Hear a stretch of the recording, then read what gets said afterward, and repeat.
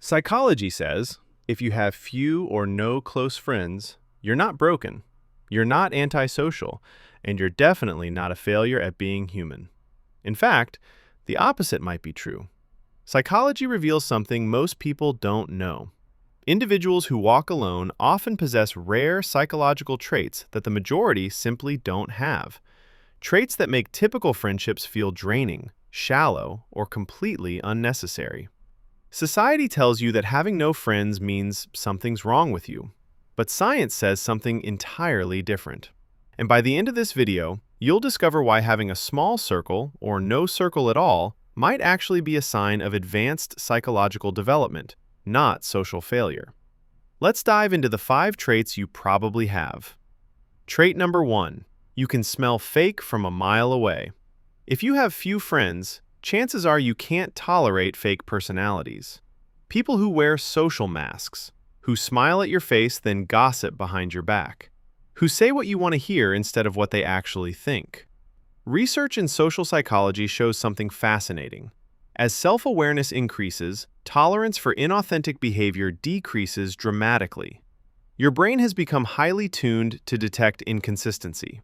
When someone's words don't match their energy, you feel it. When someone laughs too loud at jokes that aren't funny, you notice.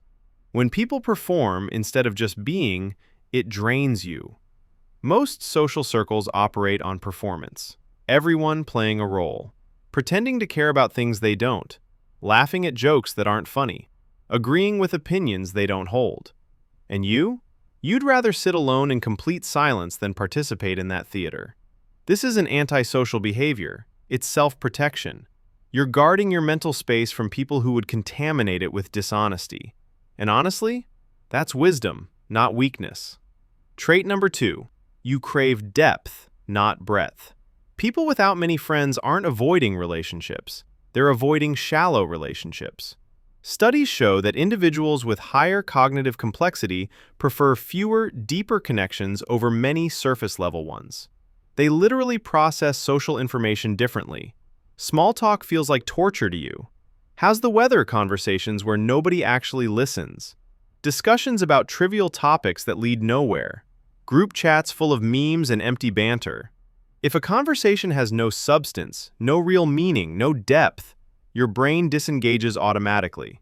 You want to talk about ideas, about what drives human behavior, about philosophy, psychology, the nature of existence. You want to understand what makes people tick, what gives life meaning, why we do what we do. And here's the thing, those conversations are rare. Most people aren't equipped for that level of connection. They find it uncomfortable, too intense, too personal. So instead of forcing yourself into shallow friendships that feel hollow, you choose to wait, to be alone until you find something real. And that takes courage most people don't have. Trait number 3.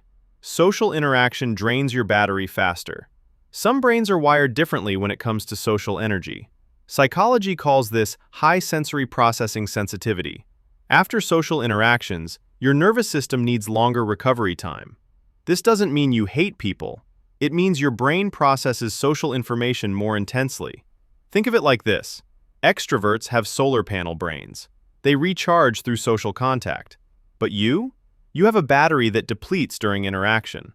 While others gain energy from conversation, every social exchange costs you something.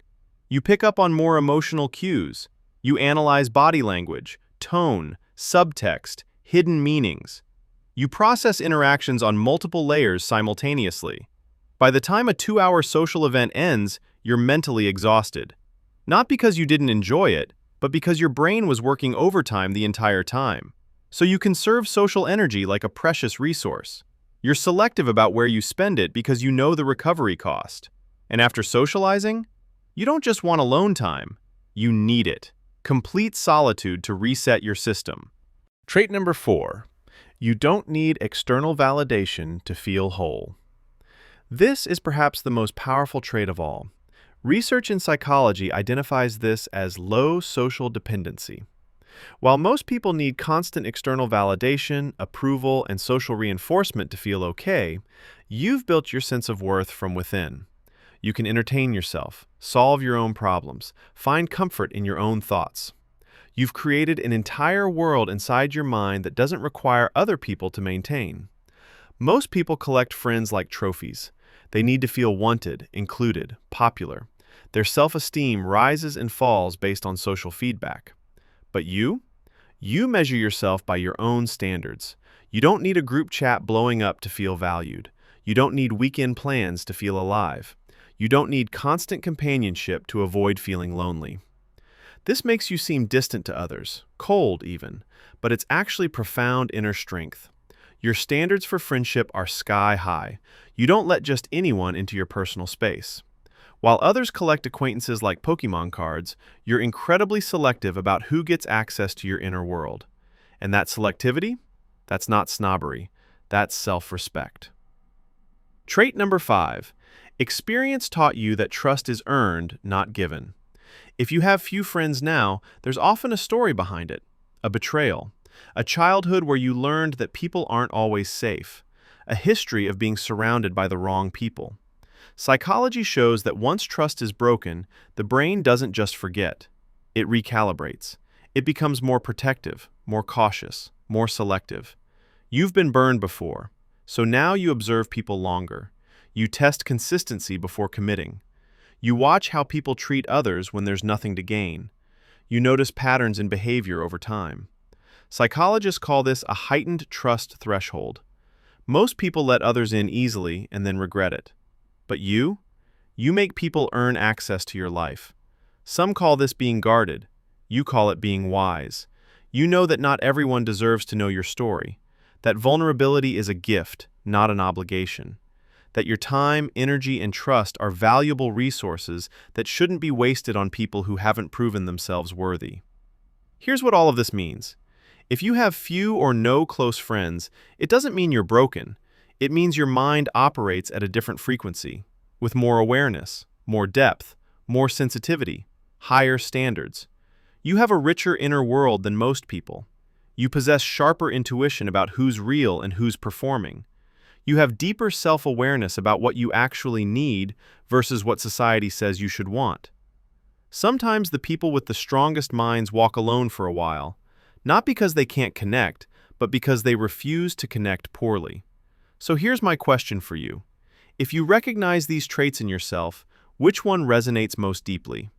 Are you someone who values depth over quantity? Do you drain quickly in social situations? Or has past betrayal made you more selective? Drop a comment and let me know, because I guarantee you're not alone in feeling alone.